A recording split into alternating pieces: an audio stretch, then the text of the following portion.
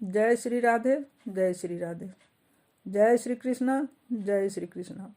मैं प्रेरणा स्रोत YouTube channel में आप सभी का स्वागत करती हूँ, अभिनंदन करती हूँ। सुख सागर कथा से 10वां स्कंद में राम कथा, परशुराम अवतार, श्री कृष्ण अवतार, नारायण अवतार और भक्ति योग।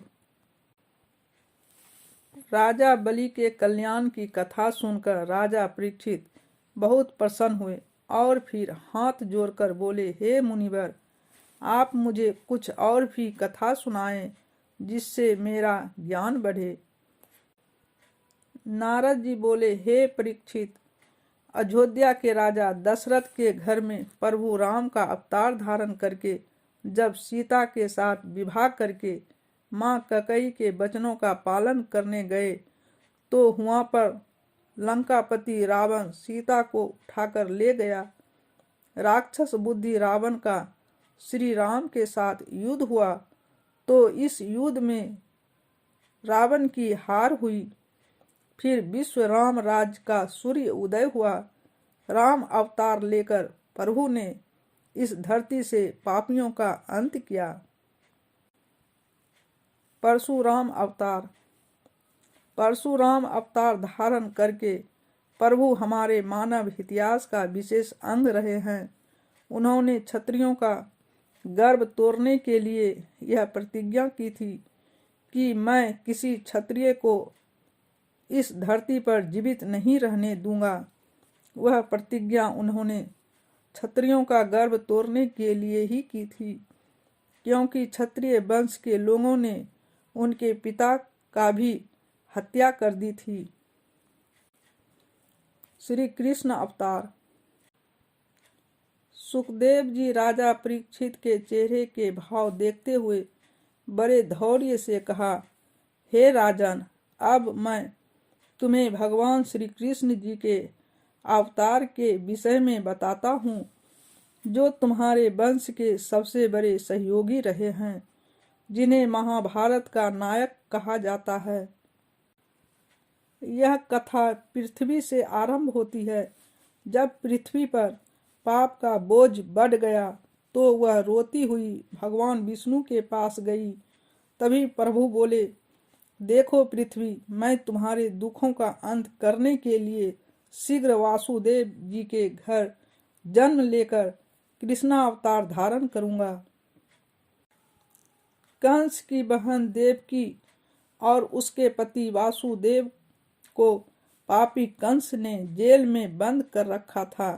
स्वयं को भगवान समझने वाले और देवताओं के सबसे बड़े शत्रु कंस ने जब सीमा पार कर ली तो भगवान ने कृष्ण रूप में आकर उसका अंत किया।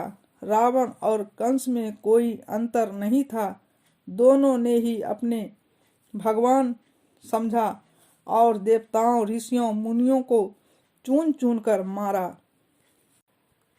भगवान कृष्ण और उनके भाई बलराम मिलकर जब पापी कंस का अंत किया तो चारों ओर कृष्ण जी की जय जयकार होने लगी थी। कृष्ण जी द्वारका में रहकर राज्य चलाने लगे थे, धर्मराज की स्थापना कर चुके थे। वहीं पर ही नारद भी रहते थे। एक दिन घूमते हुए वो वासुदेव के घर आए। वासुदेव जी ने उनका स्वागत किया और खुशी से बोले, हे मुनिवर, आपके आने से तो मेरा घर पवित्र हो गया है। अब आप मुझे भी ज्ञान की बात सुनाओ जिससे मेरा कल्याण हो। तभी नारद जी हंसकर बोले, हे नारायण वासुदेव जी, आप तो स्वयं भगवान कृष्ण के पिता अर्थात विष्णु जी के पिता हैं, सबको ज्ञान देते हैं। मैं तो केवल उनका दूत हूँ जो तीनों लोकों में उनकी लीला देखता फिरता हूँ। मैं तो पापियों का शत्रु और धर्मियों का साथी हूँ। जो पापी प्रभु के काबू में नहीं आता उसे मैं राजनीति के जाल में फंसाकर सदा के लिए प्रभु के चरण में दे देता हूँ।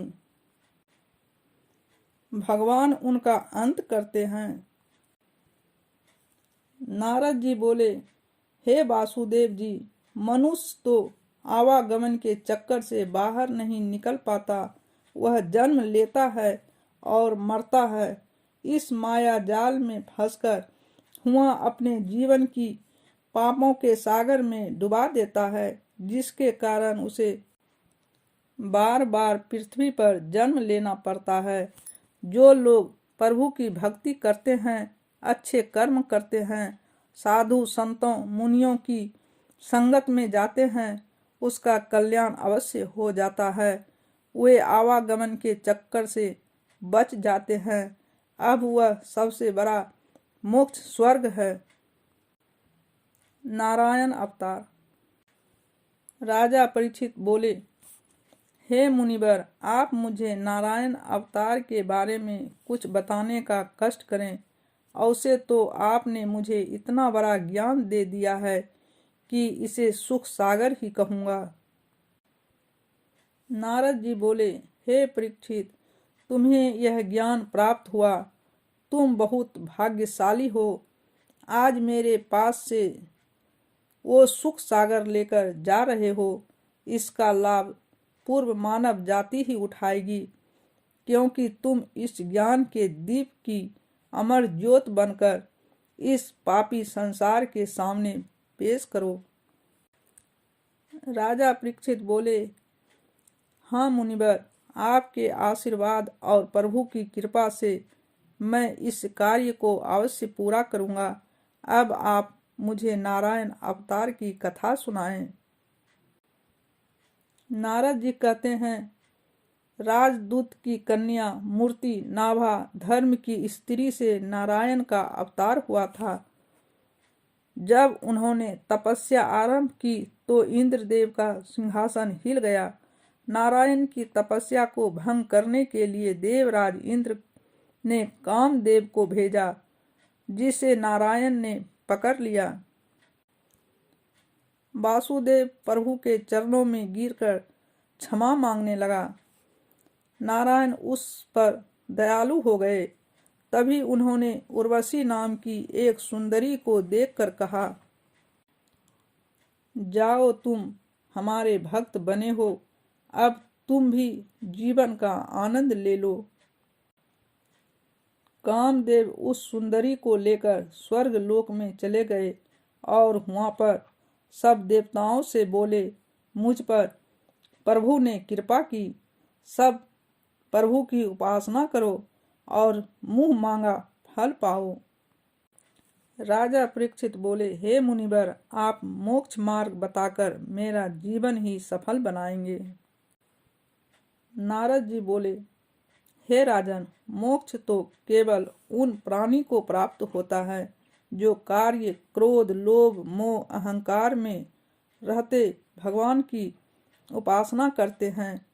उनका भगवान उपासना का कोई लाभ नहीं, साथ साथ काम क्रोध लोभ मोह अहंकार भी जुड़े हुए हैं। वह तो महापाप है। इसलिए जो भी प्राणी सच्चे मन से भगवान की उपासना करता है, भगवान को पा लेता है। राजा परीक्षित बोले, हे मुनि श्रेष्ठ, मैंने कई बार उद्धव मुनि के बारे में सुना है। क्या आप मुझे उसके बारे में कुछ बताएंगे? भक्ति योग।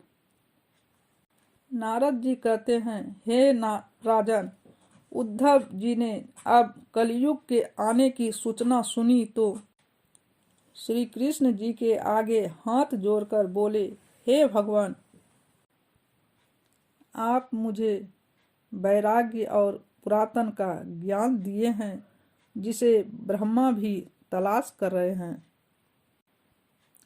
श्री कृष्ण जी बोले, हे मुनि, प्रकृति रूप महत्व अहंकार पंच तन्मात्रा 11 इंद्रियों 5 महाभूत 3 युग व 28 तत्व को ब्रह्मा जी लेकर सब प्राणियों में व्याप्त है। उद्धव जी बोले, हे भगवान, आप मुझे यह बताएं कि यम और नियम कितने प्रकार के होते हैं, साम दाम किसको कहते हैं? पंडित और मूर्ख कौन है? श्री कृष्ण कहते हैं, हे उद्धव, अहित सत्य बोलना, पराई वस्तु को हरण करना, धर्म पर विश्वास, ब्रह्मचर्य का पालन करना, ऐसे 12 यम हैं। अंतकरण की पवित्रता, जप तप होम श्रद्धा, अतिथि सत्कार, मेरी पूजा, तीर्थ यात्रा, परोपकार, संतोष और गुरु सेवा, धैर्य, यह सब गुण मानव को श्रेष्ठ बनाते हैं। उत्तम गुणों का होना ही शोभा है।